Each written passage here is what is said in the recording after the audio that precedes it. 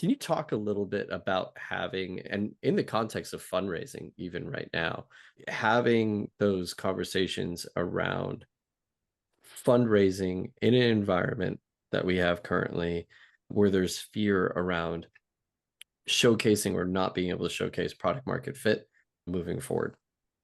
Maybe I'll start by addressing what you said earlier around fear. And Yeah. I think a lot about it and doing things when you're scared, anyways. And one of my best friends, ironically, someone I grew up with in Maine, lives in San Francisco now. And she's one of my closest friends, and she's a really good mountain biker. And she and I always talk about this concept of people will ask her all the time, aren't you scared? She's, yeah, I'm scared. I just do it anyways. And that Hmm. has been my approach to everything in life is like, Yeah. courage and bravery doesn't mean that you aren't scared. It means you're actually probably terrified. You just do it anyways. And Sure. I've been Yes. thinking a lot about that concept of not the absence of fear. It actually probably means you have more, but you're just willing to overcome it. And I think that probably applies to every founder, maybe not every founder, but most founders have fear around some part of the job or another, but they find a way to persevere and do it anyways.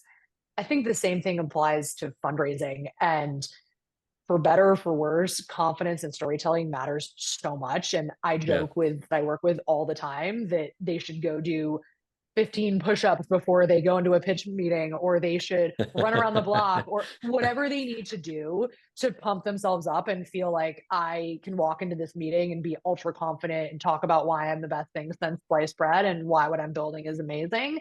And that stuff really matters. But I think it's really hard, especially for people that maybe grew up in an environment where they were a small fish in a big pond or whatever it was that gave them some sort of complex that I think all of us have. It's really hard to do that. And so I spend a Yeah. lot of time talking to my founders about how do you portray humility without Hmm. short selling or shortchanging yourself.